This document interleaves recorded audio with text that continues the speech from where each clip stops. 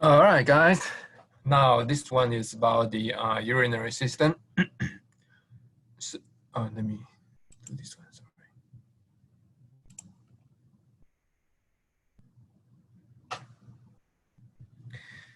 All right, guys. So this one is about the urinary system. This one in extension from the cardiovascular system is because that, as we learned in the cardiovascular system, that the way our body regulate our fluid really depending on the interaction, the cooperation of these two organs, heart vessel as well as the kidney. Okay, so we learned about the renin, angiotensin II pathway, and that is a very important hormone to regulate our blood circulation. So after the cardiovascular system, now let's take a very detailed look into the urinary system. With this one, we will probably separate it into three portions. First one is an overview, and we will talk about the filtration. Filtration, in a way, probably is one of the most major feature of the urination. You probably, even though if you didn't really have learned any urinary system, you probably heard about the glomerular filtration rate, GFR. That term is very commonly used to describe kidney function. And that GFR, glomerular filtration rate, it's about filtration. And the filtration is also very important function of the kidney that through filtration, we basically clear our blood almost like 60 times a day. So that's how kidney keep our body clean, keep our blood clean. Okay, so filtration is, if you don't know anything else, filtration is the thing that you must know. It's very important mechanism to keep our body health. And the components of this lecture coming from the textbook guidance and whole chapter 26 and 27. All right, so before we look into the physiology, we need to have some concept about anatomy. So here is the anatomy of kidney. And we have two kidney, each person have two kidney. Kidney is the organ that hosts about 800,000 nephrons. Nephron is the functional unit of the urinary system. So very quick, here is one kidney. When we look at the kidney, one thing I want you to know is that, of course, people say it's like the bean shape, it's okay. One thing I want you to know is that it has a outer cortex and the inner medulla. So basically this dashed line here separates cortex and the medulla. Why is that important? It's because that nephron is the, here, it's very little nephron. Each kidney has about 800,000 nephrons. So we kind of draw it very big here, but in fact, it's very small. And the nephron is the one to generate the urine, the pee. So basically that this one has this tubule, and the end of the tubule is called collecting tubule, and the collecting ducts will then produce the urine, and a lot of those are located along this dashed line. So this dashed line is very important that we kind of separate the cortex and the medulla. These nephrons usually start by the upper portion, outer portion of this dashed line. And the tubule will go in and out and in, go back to the cortex. Why is that important? Is because these two has very different environment.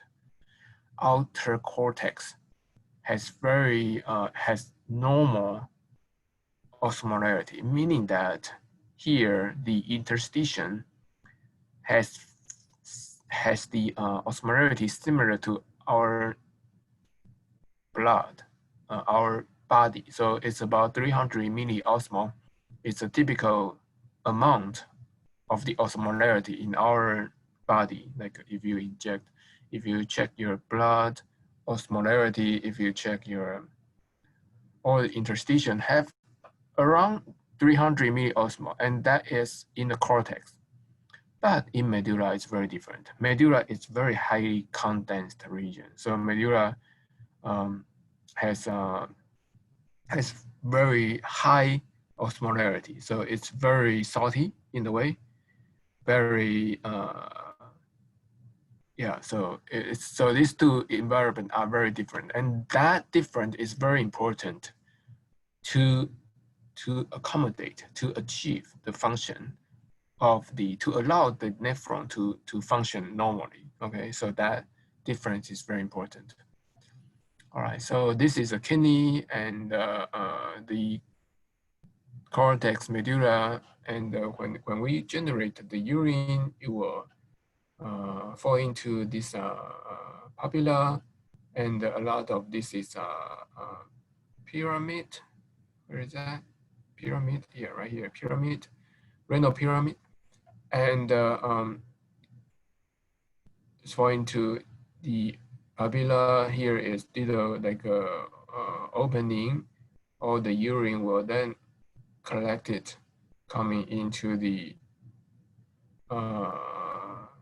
renal pelvis, and then through muscle contraction, it will move through the ureter from the kidney through the ureter to the bladder, and then the urine are finished. Production is finished. The produced urine is stored in the bladder, and basically it will get full. And when it gets full, it will trigger the response to cause it to be PR, and that urination will require our voluntary control. We have the skeletal muscle to control this sphincter to control whether it's a good time to go pee or not. So basically that is the overall function of the kidney, the anatomy, okay, the gross anatomy. If you haven't learned about the kidney or you already forgot, at least you need to know that this is very basic, like a gross anatomy of the kidney. On top of kidney, we have this adrenal gland. This is, we will see it again when we talk about the endocrine system. But the kidney is like that. And the key here is that the nephron is the functional unit of the kidney. So the basic anatomy of the kidney, we have in the kidney a very important concept is that it has the outer cortex and the inner medulla, and nephron is the functional unit of the kidney. Each nephron operates independently, and nephron is the function of the nephron is to process the fluid and produce the urine. Each kidney has about 800 to a million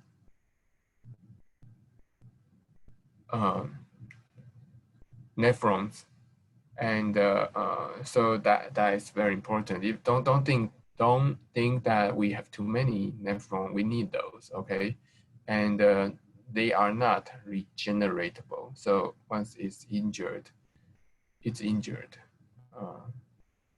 So it's very important to have these nephrons to conduct these functions.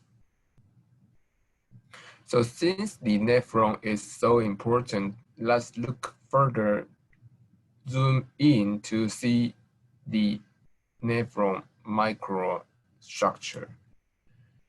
So here is the kidney again, and this is a picture of the nephron. So this is around here. This one is a dash line, as I mentioned before, separate the cortex and the medulla. So nephron basically begins in like outer side of this cortex medulla dash line. And so here is one nephron. Every nephron has one of this little ball here. This one is called renal corpuscle. Inside of it is the glomerulus. So it's also called glomerulus. It contains the glomerulus is the blood portion, and the tubular portion is the Bowman's capsule. So this is little ball, this renal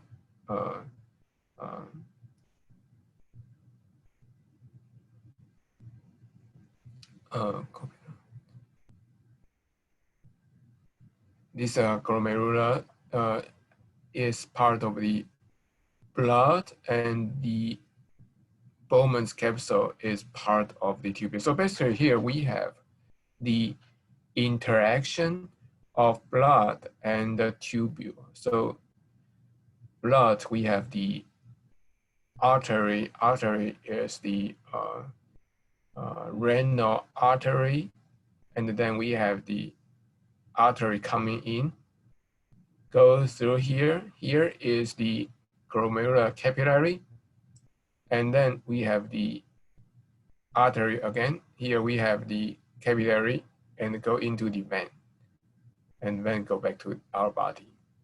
So again, artery coming here and provide the blood to another renal corpuscle.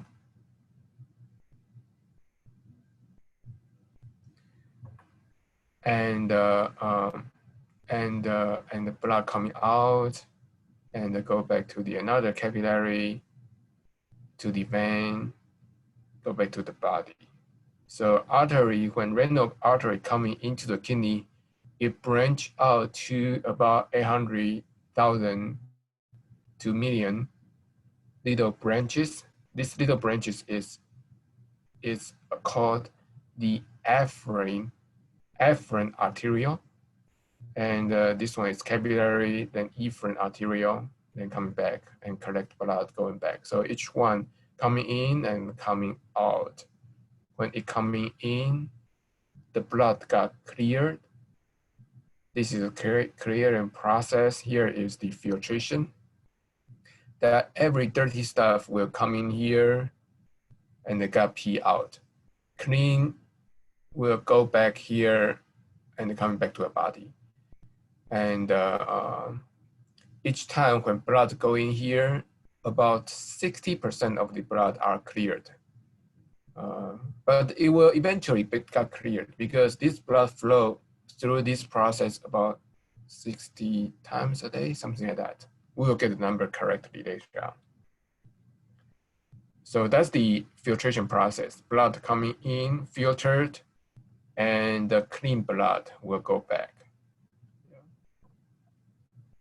So basically here is interaction and interacting circulation of both blood as well as urine. Okay, so they are basically the urine coming from the blood, and blood has a lot of things. Blood has red blood cells, has white blood cells. Those are large cells. Those are cells. Cells cannot go through that filtration. So cell will remain. This one here is like a strainer. You use that, and everything large will remain in the blood. Everything large means cells as well as proteins. So like albumin will remain in the blood, red blood cell will remain in the blood, but small glucose will go through it, sodium will go through it, and everything small will go through it. Glucose, when even though go through it, will get picked up back to the blood. So that's good stuff because we don't want to pee out the glucose, and a lot of material will be reabsorbed. Large molecule would not even have a chance to go into the tubule. So in the tubule, this urine will appear not red, right? Because it's not blood. If you see the urine be red, mean that it contains the red blood cell. Then the problem is here in the filtration, okay? If the filtration, that strainer is defected, then you will see red blood cell coming in and it got pee out. So we shouldn't, in a healthy person, we shouldn't see any red blood cells coming in. We shouldn't see the urine to be red. We also shouldn't see the urine contains the proteins. Maybe there's a little bit, but shouldn't be like any. Because here the strainer should keep the protein in the blood. Blood coming in here, filtered, a lot of small thing coming into the urine, but large will remain in the blood and stay in the blood. Okay, so each nephron, each of these nephron will contains the glomerulus right here, encapsulated in the Bowman's capsule here, and it also has a tubule. Okay, so here if we just remove all the blood, we see this is the Bowman's capsule, and this is tubule. And what we are going to learn basically is to learn here, Bowman's capsule, here we have the filtration. This is the topic in this portion.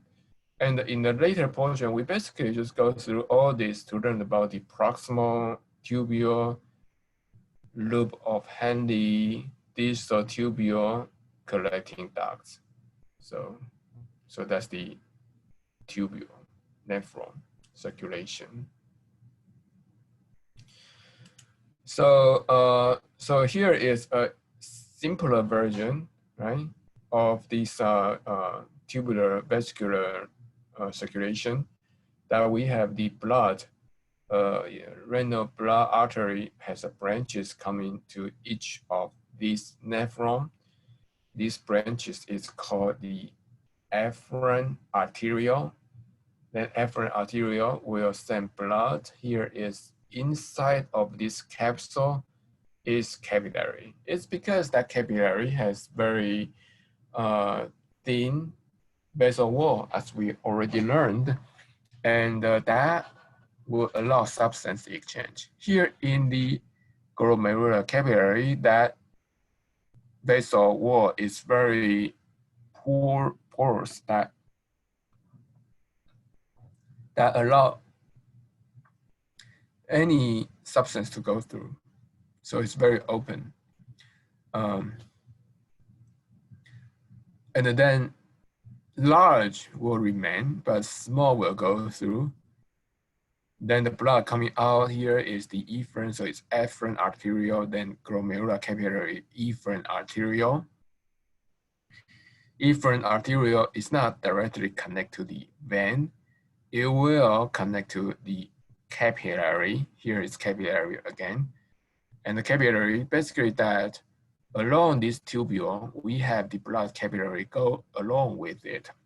Because here we filtered out, we keep the large molecule, so that's okay. This red blood cell, white blood cell stay here. Proteins stay here, but we filter out everything small, which include very important substance such as the glucose. So we need to reabsorb it back from the proximal to the distal. Basically everything good, important are reabsorbed in the proximal. And the later we probably will reabsorb some sodium, um, some water. We may also secrete. So C is the reabsorption. Sorry, C is a secretion. P out. B is a reabsorption. We reabsorb back to the blood. Reabsorb glucose, water, right? And we may also use this opportunity to secrete, even though it's not filtered. Here we can secrete it out, more like active secretion.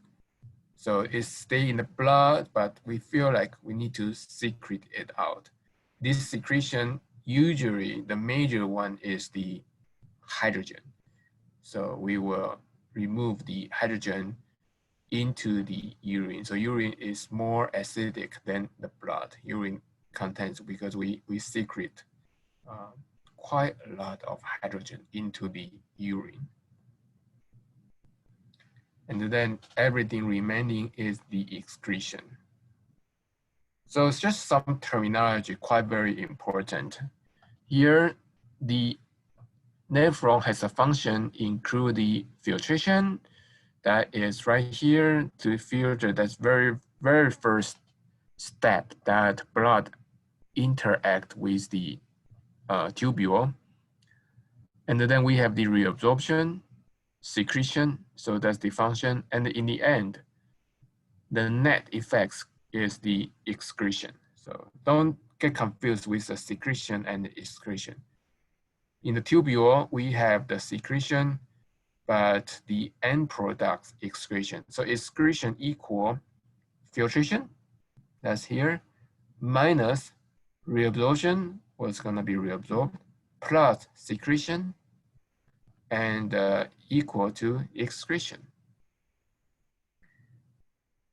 All right, so that is the sequence of the tubular and the vascular flow.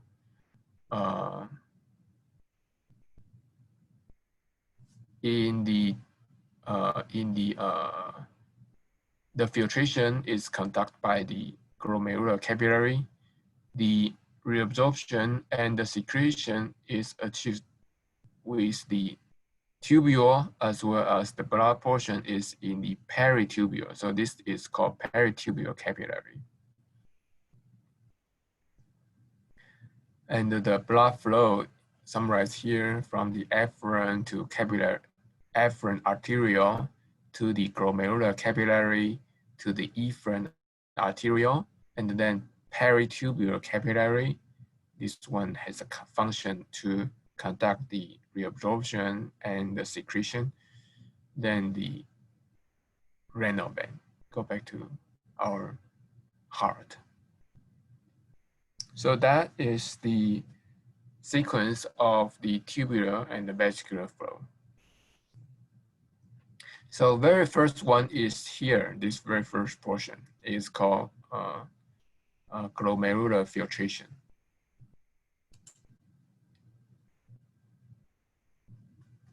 Okay, just another like a summary of the nephron. We have the renal corpuscle right here. This here conduct the filtration. This portion contain the glomerular capillary, Bowman's space, Bowman's capsule. And then we have the proximal convoluted tubule. And since the proximal convoluted tubule, we start to have reabsorption and secretion. Where they secrete to? Into the tubule. Where they absorb back to? They absorb back. They absorb a lot of good stuff. Glucose is a major one. 100% will be reabsorbed in the proximal convoluted tubule. So glucose will be reabsorbed back to the peritubular capillary. Here is peritubular capillary. It has to be capillary in order to get the substance exchange. So the proximal. So here, the very first one is the filtration, and very quickly we reabsorb. We have no time to wait. We begin to reabsorb good stuff. Glucose will be 100% reabsorbed. Amino acids will also be 100% reabsorbed if there's any amino acid here. And reabsorb back to what? Reabsorb back to the peritubular capillary. Then we have the loop of Henle, and then we have the collecting tubule and the collecting duct. So that's the sequence of the nephron. So the sequence of the blood flow as well as the sequence of the nephron are very important. And how these two are kind of like matched to each other is also very important. So you need to memorize this. You need to memorize that the sequence of the blood flow, arterial, efferent arterial to glomerular capillary to efferent peritubular capillary to the vein. You need to memorize the nephron tubular sequence from the renal corpuscle. Renal corpuscle is the interaction between the glomerular capillary and the renal corpuscle. Then we have the proximal, Henle, distal, collecting, and along these tubule, they interact with the peritubular capillary. Peritubular capillary.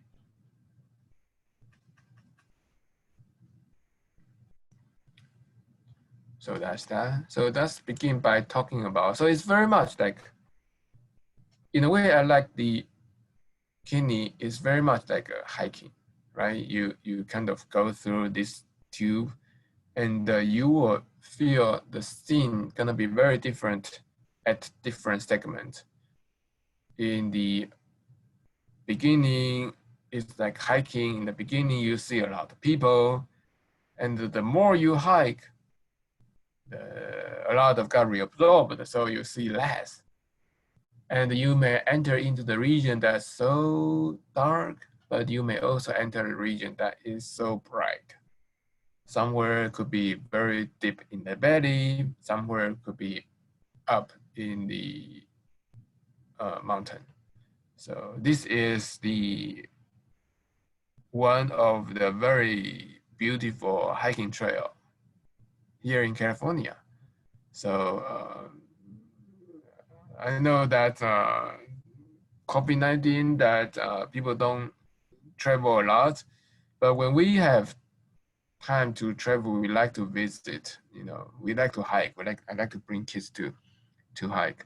Good thing about the Southern California here, even in Loma Linda, we have a lot of like a hiking trail.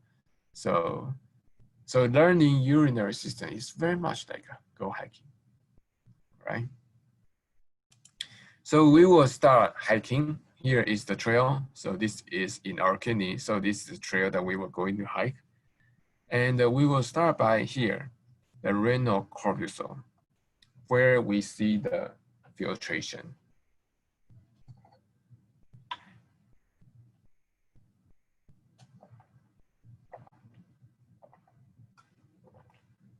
And then later we will start by talking about other portion. Go one at a time, you know, filtration, proximal, and the loop of Henle, distal, then collecting tubule, collecting ducts. All right, so here is the renal corpuscle.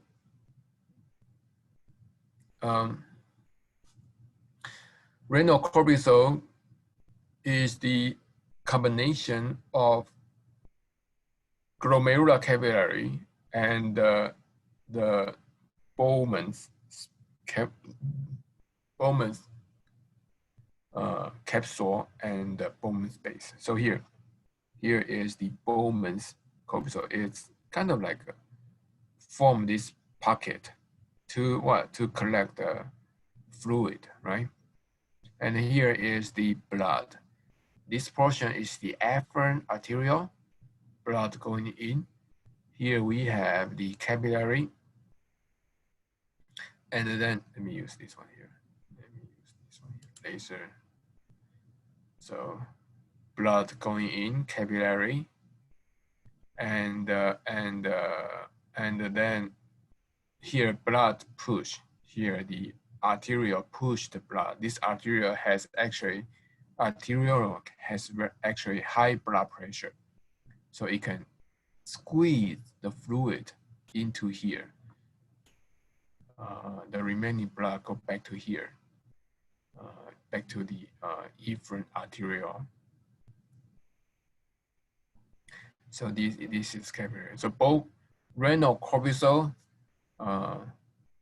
you need to memorize that this is the renal corpuscle is this portion. What's included? It includes the glomerular capillary, Bowman space, and the Bowman's capsule. What's the function? The function is to conduct filtration. As we mentioned earlier, that here in the capillary, it's very open. And so to control what gets filtered, what's not, is also controlled by these blue cells. So these blue cells are unique cells occupy all over the capillary. You can see that this blue cell, this is cell nucleus, and here is like a branches. It's very much like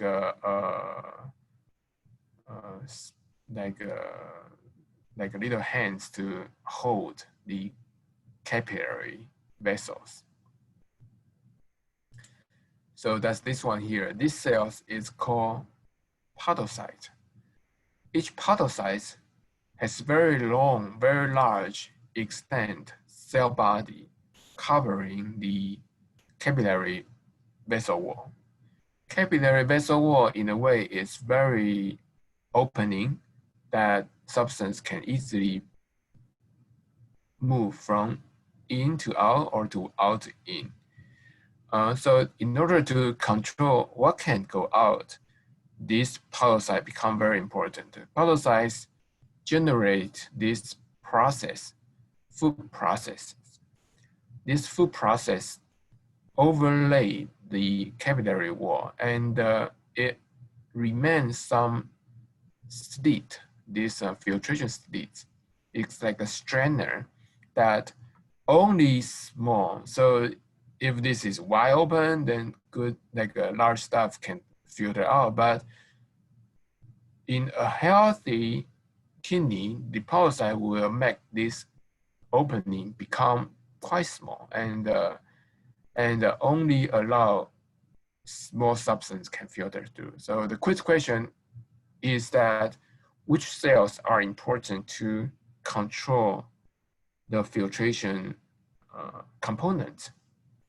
The answer will be podocytes. Podocytes, very important cells to control the glomerular filtration. So here is a table showing you that what's in the plasma, meaning that in the blood, what is filtered in the Bowman space. And you can see that water is very much freely passed through. You have 90 here, 90 here. And glucose, you have 0.1 here, 0.1 here. So basically what you have in the blood equal to what you have in the Bowman space. But what's unique is the proteins. So plasma proteins, you see 8 here, but you see none in the Bowman space. And so basically everything small, everything like a monomer filtered through like water, glucose, amino acids. Amino acids is important. So we basically will reabsorb in the proximal convoluted tubule, we will reabsorb back glucose and amino acids. Urea ions are all filtered through, but not proteins. So we are not supposed to see protein in our urine. Larger ones, such as the cells, will not filter through as well. So podocytes is very important. The food processes control the size of the molecule, which can be filtered through. All right. So this is the glomerular filtration membrane, and the glomerular filtration is conducted by glomerular capillary. The fluid filtration is because that blood has high pressure, and so that push the blood through. Large substance will remain. The capillary wall contains the endothelium cells. This endothelium cell is very opening. Basement membrane provide another layer of filtration, but the major layer to control what can filter through or not is the podocytes. Podocytes has this long and extended food processes that's wrapping around the capillary wall, and the opening called the filtration slits control the size of the molecule to be filtered through or not. And large molecules, including proteins, are not filtered through because of this filtration slit.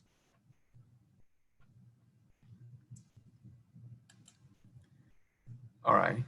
So when we talk about this glomerular filtration, we need to learn another important concept. This concept is called Starling equation. Starling equation defines the fluid movement, the net movement. As you already know that fluid movement can be affected by the pressure. So larger pressure, larger hydrostatic pressure, basically large blood pressure, or large fluid pressure can make the fluid push from one compartment to the other compartment. So we know that. But another factor can also affect fluid movement, which is the osmotic pressure. A compartment with higher osmotic pressure will have a high condensity that will become a way to absorb the fluid. So that actually can affect the fluid movement as well. So we have, in the Starling equation, we basically has to consider all these force, four force, but basically it's two force. Each force in each compartment. Consider we have two compartments. So we have the hydrostatic pressure from A side to B side, as well as the osmotic pressure from one side to the other. In the glomerular filtration, the osmotic pressure is also called the oncotic pressure, because osmotic pressure, as you see earlier, that in both plasma and the Bowman space, except the protein, other components basically equivalent in both sides. So they don't really generate any osmotic pressure against each other because they have very similar osmolarity. But protein is different. Protein basically is a lot in the blood, but not in the Bowman space. And that is a force to cause difference and to affect the fluid movement. So let's look into it, see what's going on here. So this one showing you the meaning of hydrostatic pressure, one of the pressure. We have the pressure in one compartment. Consider we have two compartments. We have pressure in one compartment and the pressure in the other compartment. And here is some opening, okay? And so if these two pressures are different, then fluid will go from higher pressure to lower pressure. So say you are going to water your garden, your lawn, then your pressure, the fluid pressure has to be very high, and this little hole and the other pressure is the other side has pressure very low. And so you can push the water from your host to the garden. So this is hydrostatic pressure. Okay, so this is very easy. Now next one, osmotic pressure. Osmotic pressure is about the osmolarity. Osmolarity means that concentration of two compartments. Say here we have two compartments, and they have different osmolarity. You may think that, okay, since you have higher concentration here, lower concentration here, easy thing happening is that this particle gonna diffuse across, right? Because here has higher concentration, here has lower concentration. Yeah, so that if this membrane is permeable to this particle, then they can move. But in many cases that this membrane is not permeable, it has little hole for water, but not big enough for the large molecule. For example, in our glomerular capillary, right? This membrane is like strainer. They don't allow large molecule to go through. They allow ion to go through, so you have equivalent amount of the sodium here, sodium here. You have equivalent amount of glucose here, glucose here, but not protein. In fact, here I draw you assume this is protein. I draw you 4 protein here. In reality, probably 0 protein here, only protein here. All right. So let's just give you a little bit here. And now you have different, because they cannot diffuse through, even though they try to diffuse through different concentration, generate that concentration gradient. They try to diffuse through, but because the membrane doesn't allow this large molecule to diffuse through, then we have different osmolarity, different concentration. And with higher concentration in one compartment, it will become a pulling force to pull water from the other compartment to my side, because my side is very much like a dry towel that it will suck the fluid, will suck the water. It will suck the fluid to this compartment. So basically this one, we have the osmotic pressure to pull water, and we have the hydrostatic pressure to push the water. Because in the glomerular filtration, these components are basically provided by proteins. So this protein include the plasma proteins. As we should know that in the plasma, in the blood, we have abundant plasma proteins to serve as the osmotic pressure to attract water. For example, albumin is the largest amount of the plasma protein in the blood. Fibrinogen, globulin, this globulin include our antibody. So they are all proteins in the blood, and that cannot be filtered through into the Bowman space.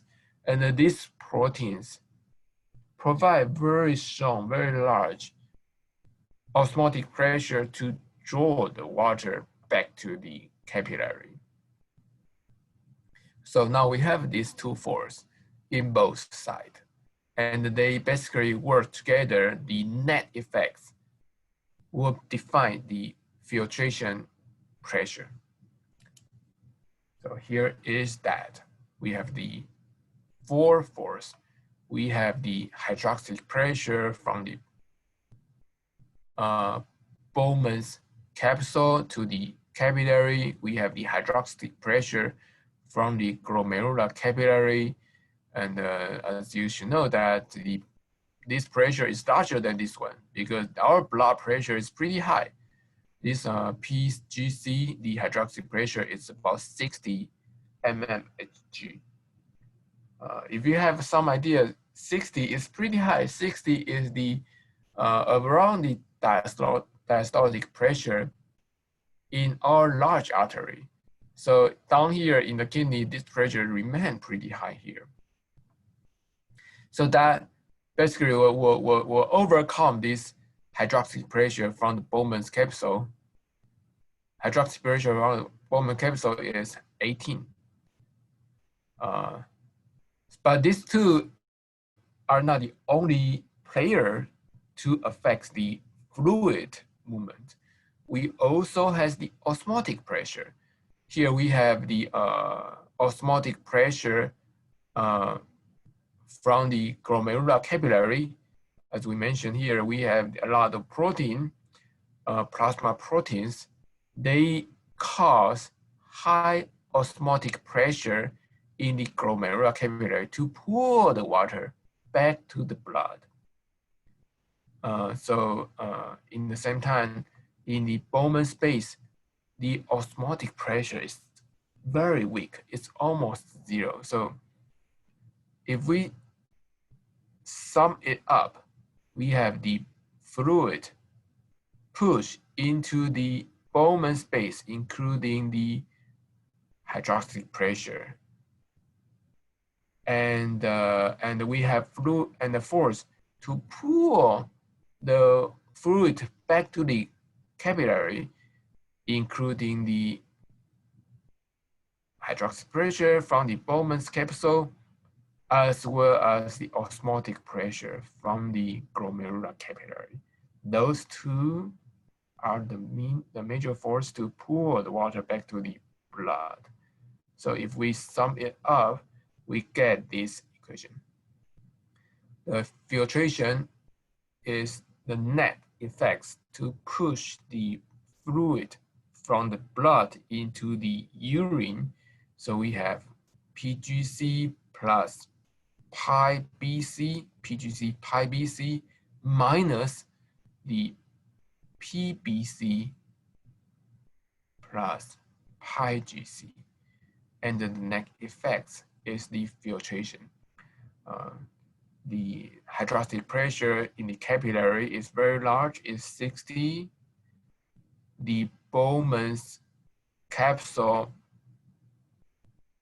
osmotic pressure is 0 because there is no protein here, so it's 0 here.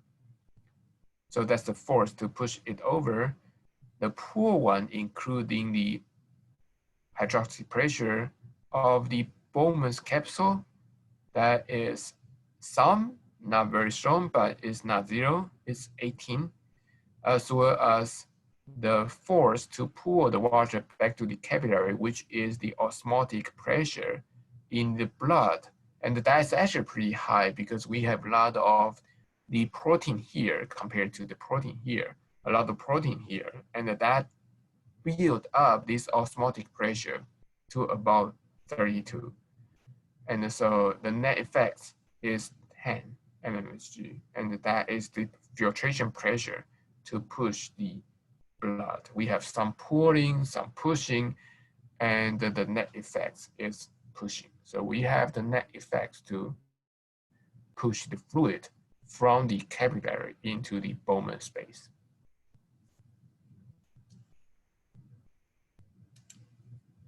So here is the picture from the textbook.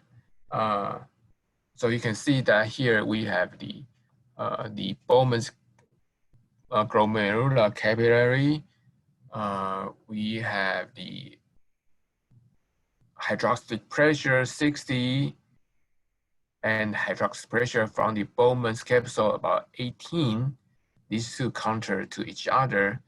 While we also have the osmotic pressure in the blood, because here we have protein to draw the blood, to draw the fluid back to the blood.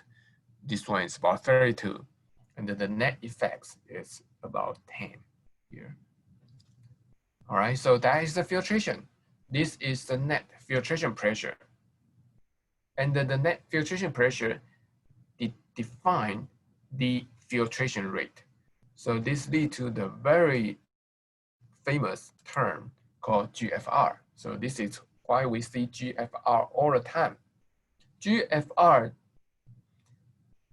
defined is determined by the filtration pressure. The higher pressure you got, the larger filtration rate you go. So GFR is proportional to the filtration pressure. GFR, the unit is the milliliter per minute, meaning that during 1 minute, how many fluid will get filtered through. And that amount is determined basically by the filtration pressure and with the constant Kf. Kf is basically is the conditions of the glomerular capillary surface area, that if we have more vessel, we have more GFR. We have less vessel, we have less GFR.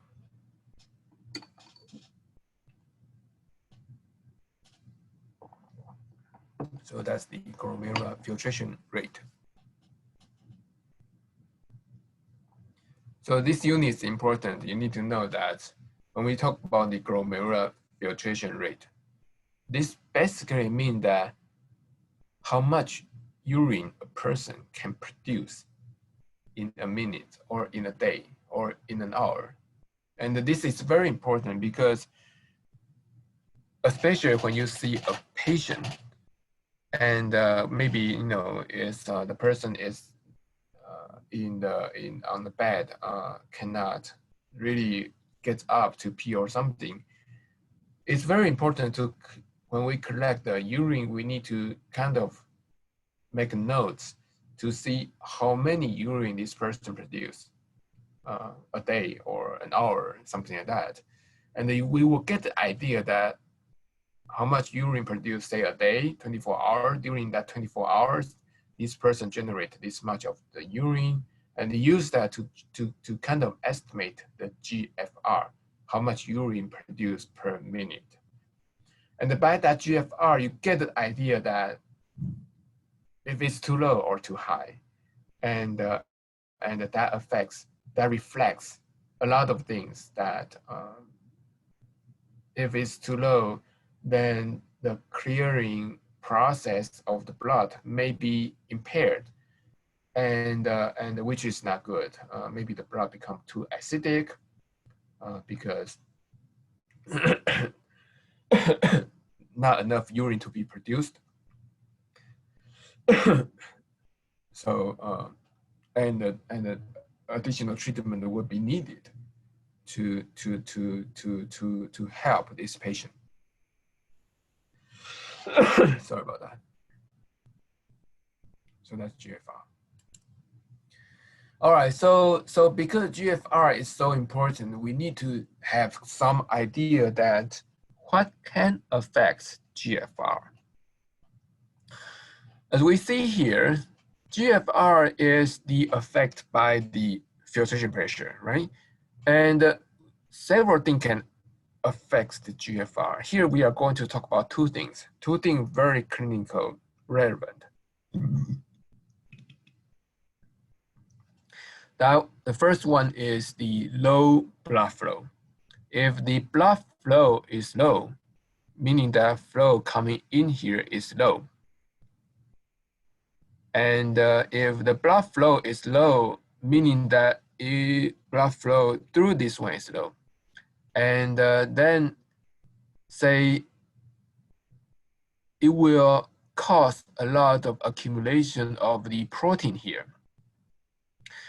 These proteins will increase the osmotic pressure, will cause more fluid to go back to the capillary, and will cause a reduction of the filtration pressure to cause a reduced filtration rate. So low flow, and what can cause the low flow? Usually, as we learning before, the way our organ affects the blood flow is to control the vessel size. If we need more blood, we have vasodilation. If we need less blood, if our organ needs less blood, we have vasoconstriction. So the low blood flow, low blood supply usually is caused by a constriction in afferent arteriole. So a reduction, constriction in afferent arteriole will cause the low blood flow and lead to the low GFR. What can do that? Why is that clinically relevant? Doctor, you say this is clinically relevant. Why is that? The reason is, all right, this is again that we have, if we have the vasoconstriction, then the flow is low. The flow is low will increase the osmotic pressure that will cause a reduced net filtration pressure, reduced GFR. This low flow may also cause the reduced hydroxy pressure because here PG is also reduced. Is because that the fluid coming in is weak. And so here the pressure may also drop. So two, we have the increased osmotic pressure, we have decreased hydrostatic pressure, and overall we're gonna have a reduced filtration pressure. So why is that clinically relevant? It's because patients who take the non-steroids anti-inflammatory drug, NSAID. This is very common drug that people take, like ibuprofen, that you take for the anti-inflammation, headache, etc. That people take this one. It's very commonly available for average person to have. And the effect is that it will cause the afferent arterial restriction, and that will cause the reduced GFR. And so that is very important, especially for patients, right? So if you have the patients, if you already take other drugs, your kidney filtration is already kind of low. And then when you take the NSAID, you need to have cautious, extra cautious that this may cause your urination become too low. So that's why it's clinical relevant. This one is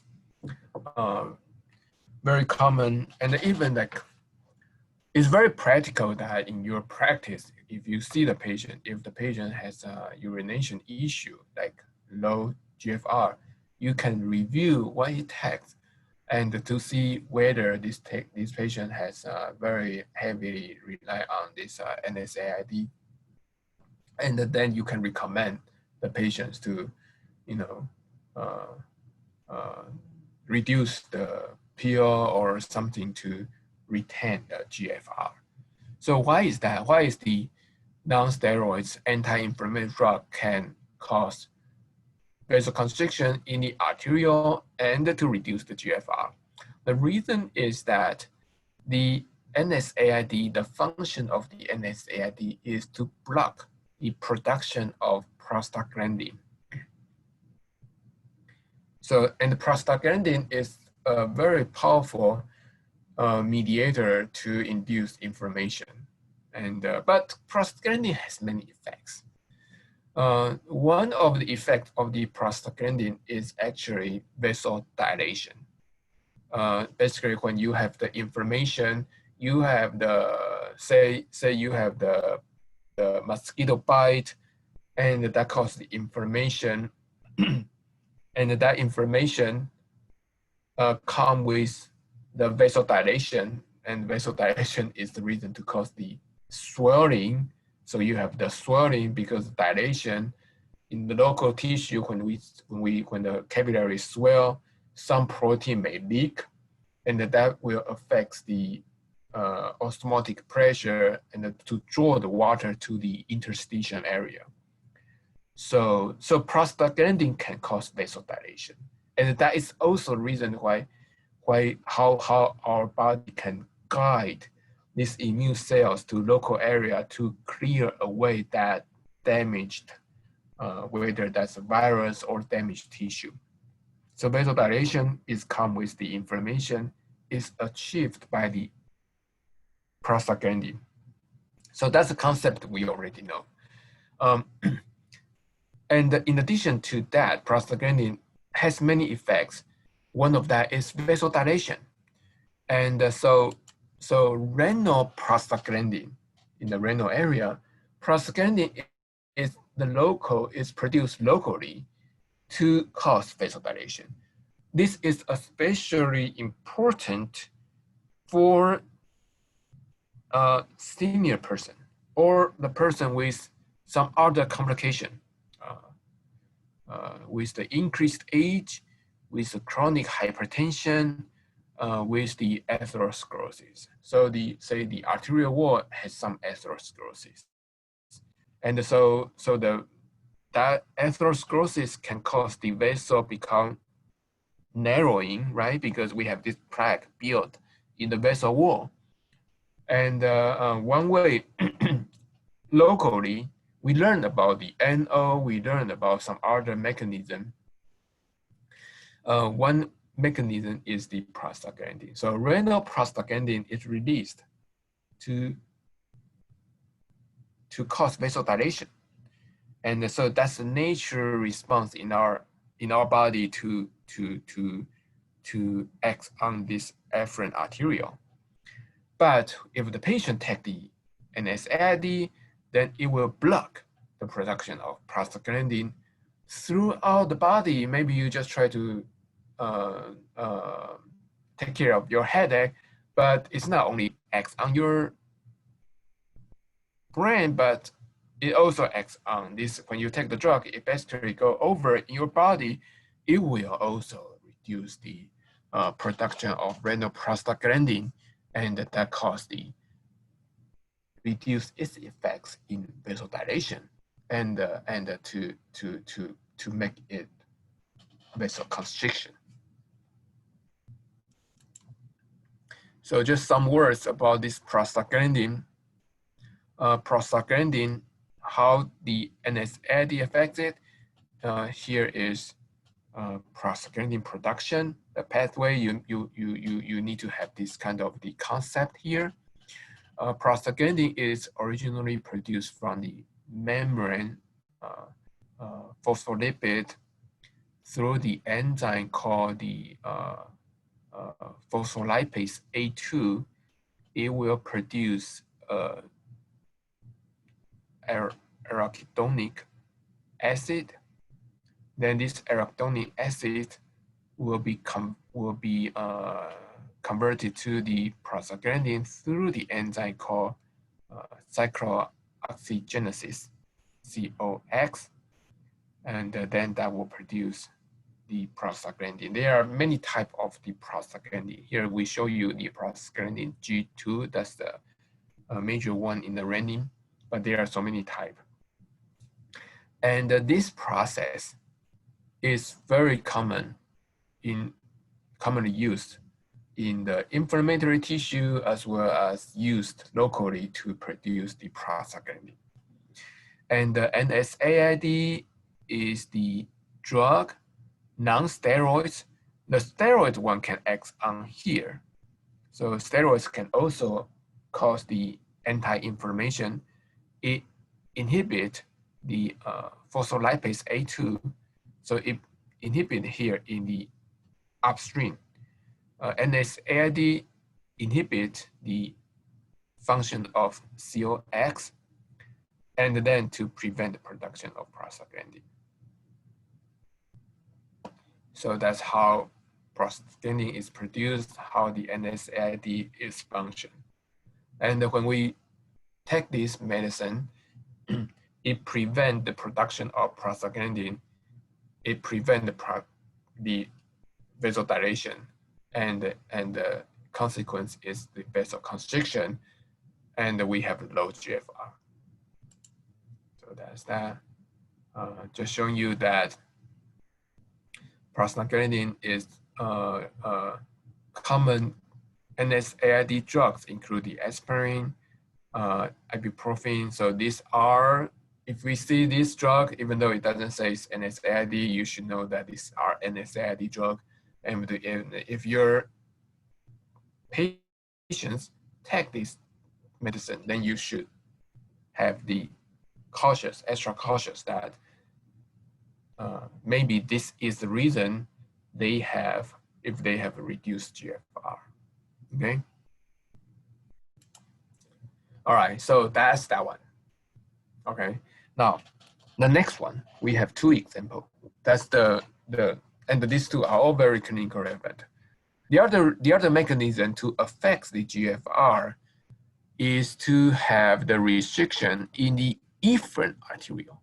So the earlier one, we have the restriction, the effects of the NSAID to cause the restriction of the afferent arteriole.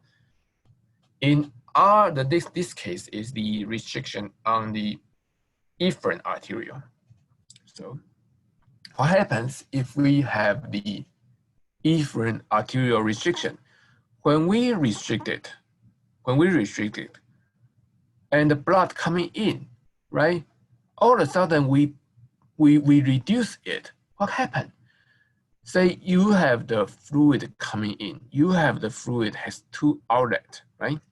One going to the efferent arteriole, the other one push into the Bowman's capsule, Bowman's space. If this outlet is closed, all the fluid will push through here, go into the Bowman space, and very immediately you have the increased GFR. You have the increased filtration pressure. So that's what's happening. So immediately when we restrict, when we take another drug that causes a restriction here, it will immediately cause the GFR increase and increase the filtration pressure. But if that drug, usually it's not, but if that restriction takes forever, not forever, longer time, then we not only have the pressure increase, we will also have accumulation of the protein here.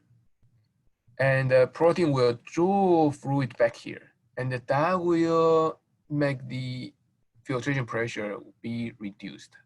So for the short term, this one is the glomerular filtration rate. For the short term, filtration rate increase because this block will push the blood in and push the blood through, push the fluid through. But in the long term, it will return a little bit, but still higher than, it would be very long to bring it back to the normal stage. So here is the restriction in the efferent arteriole. What can cause that?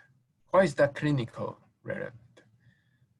The clinical relevant is related to the angiotensin 2. Okay.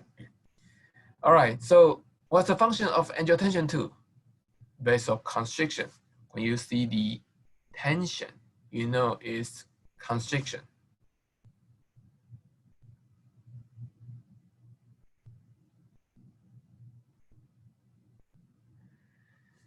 And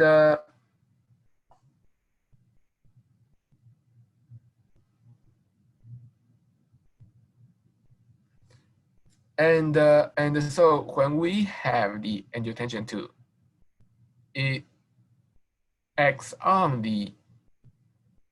preferably acts on the efferent arteriole, will cause the increase of the GFR. Block it here, increase GFR, as we mentioned before. So, as we talked earlier, that in about a third of adults in America has hypertension. And to treat hypertension, we basically have two major drugs. One is the beta blocker to block on the beta-1 receptor in the heart. The other one is the ACE inhibitor. So this is the ACE because the production of the angiotensin II, this is the renin-angiotensin pathway, as we talked earlier. So that's how angiotensin II is so powerful to cause the blood pressure increase. It directly causes vasoconstriction, indirectly increase the venous return, increase cardiac output. CO times TPR, we have the blood pressure increase. So that's the powerful hormone to cause blood pressure increase. This may be okay for a healthy person, but for the hypertension person, then this is a target that we can use to treat hypertension. And the way to treat it is to block the ACE, because ACE is the enzyme to convert angiotensin 1 to angiotensin 2. And a common drug is called ACE inhibitor to block it and to prevent the production of angiotensin 2. And when the patient take ACE inhibitor, then the angiotensin 2 is reduced. Angiotensin 2 is supposed to cause constriction here to increase the filtration, but the inhibitor will prevent its function to make it open. And to make it open, then blood fluid will go through here, will reduce the GFR. So these two will make the GFR reduction become worse. So the patient if the patient already has the medication to control its or her hypertension using ACE inhibitor, and he or she also take the NSAID, then the GFR will be affected. So that's why we need to learn. That's why this afferent arterial, efferent arterial, how they affect the GFR is important, because these are clinical relevant. These are related to the medicine of the SNID and the ACE. Both can cause the reduction of the GFR. What else can reduce the GFR? Kidney stone can also cause the reduction of the GFR. It's because that the fluid in the Bowman's capsule are accumulated, and that increase the pressure in the Bowman space, and that push against the glomerular capillary hydrostatic pressure, and that will also cause the GFR.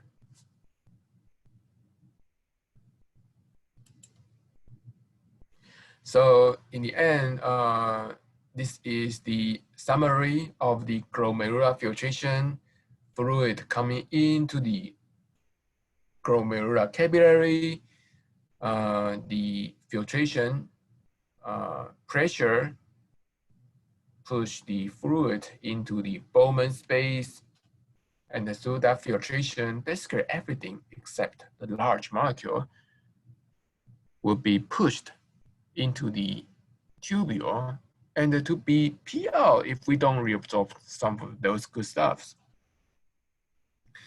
The fluid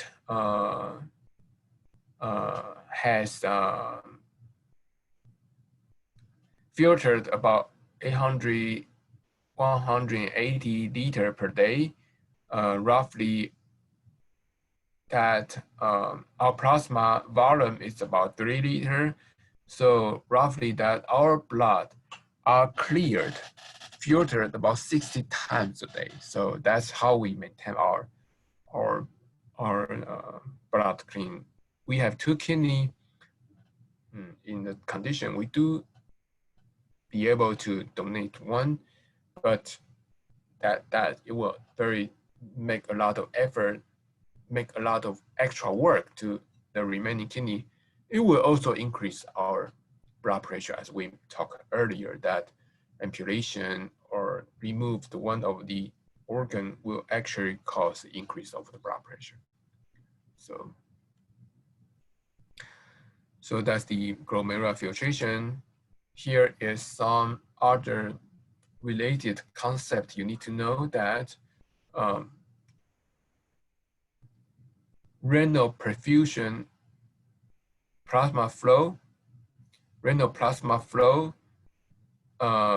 is about 625 milliliter per minute. Glomerular filtration is about, in normal condition, is about 125 milliliter per minute.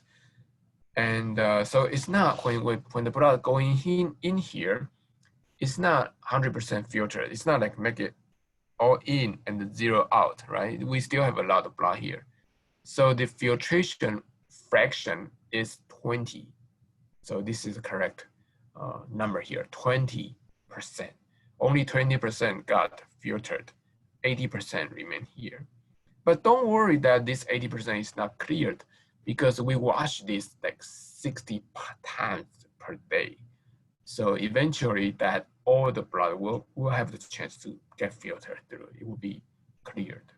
So just some terminology that the major one is the GFR. You need to know the meaning, how is that calculated, the unit. But some other terminology you will also, vocabulary in a way, you also need to know, like renal plasma flow, the filtration fraction.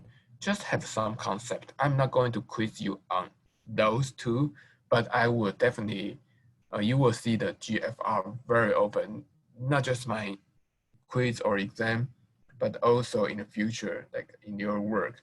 People don't really mention about the other two, but GFR, they will mention about it, but the major one is the GFR, glomerular filtration rate. And that is basically affected by the filtration pressure.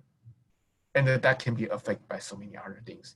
Blood pressure, the afferent arterial constriction, the efferent arterial constriction, and yeah. So that's that. So this is the last slide, and that's it. Thank you so much. All right, I will be working on the next topic then. Later.